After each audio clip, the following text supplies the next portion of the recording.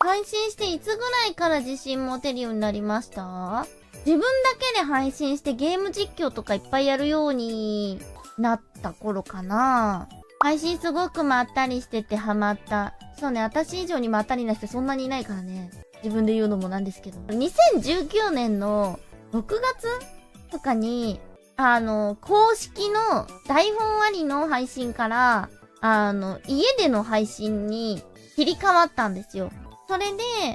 家でやるようになるまでは、台本が絶対に用意されてて、実は、台本通りのことしかやってなかったのね。台本、こういう企画なんで適当にどうぞみたいな結構軽いのもあったけど、でも、ある程度決められてて、私のイメージってこうだから、こういう話題はしないようにとか、こういうのは、私のイメージとかけ離れるから、話題に出ても触れないようにとかも書いてあって、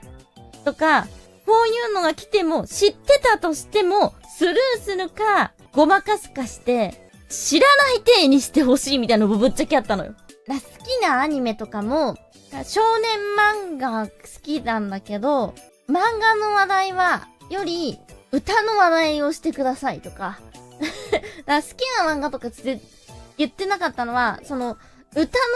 イメージをつけるために、漫画とかアニメを、結構見たことがあるってことは、隠しましょう。みたいな。だから、話せる話題がなくて、結構大変だった。これは話さない方が良いって言われてたやつだっけとかがあるから、結構無難なことしか言えないみたいなのがあったね。知ってるんだけど、スーファミとか、あんまり触ったことない、知らないみたいなこと言ってた時期が多分ある。覚えてる人もいるんじゃないかな。そう、だから矛盾が発生してると思う。昔からしてる人、あれそんなに触ったことはないんじゃなかったっけみたいな矛盾が発生してるのは多分そういうことなんだよね。とぼけ方分かりやすかったでしょ。だから嘘がつけないから、嘘つくのが心苦しくて、まあ、察してみたいな言い方を多分、私はしたんだよね。だいたいみんな感づいてたと思う。いつ頃から割とオープンになったの？もうそれこそ切り替わった時から。家で配信に切り替わった時から全然多分、スタンス変わってると思う。素を出せるようになった時嬉しかった。やっぱ正直心苦しかったから、心苦しい気持ちをありつつ、触れないっていう話題が多かったから、それもすごく心苦しかったっていうのもあって、結構きつかった、辛かったっていうのがあるから、そういうのを、なんかしっかり言えるようになったのは、嬉しかったというか、ちゃんと言っていいんだなって思えたのは良かった。でもその昔のやり方が悪かったとかは全く思ってないし、私の中でも、その理想のアイドル像みたいのがあったから、それに準じてやりたいっていう気持ちがあって、そのやり方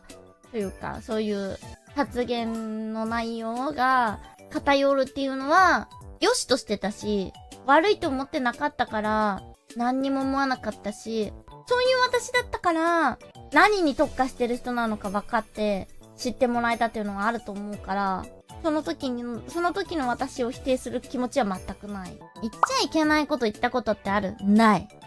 ね。結構自分の中で、こうやって、まったり喋ってるようでも、取捨選択はしてる。これはダメだろうな。これはいいだろうな。喋り方とかも。出現しちゃったことあった？ないと思う。あったら、みんなのその雰囲気的に何かしら言ってきてると思うから、そらちゃんそれダメじゃないみたいなことをみんなが普通に書く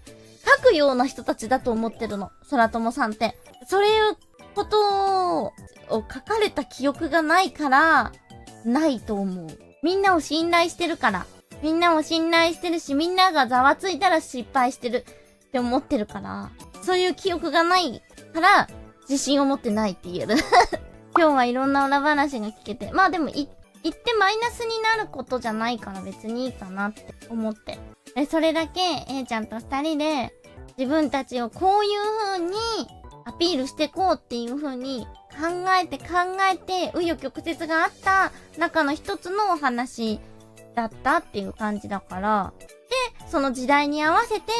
自分たちのスタイルを時代に合わせて変えてきたよっていう中の一つの例だから。If you guys could subscribe, that would be nice. guys could subscribe, that would be nice.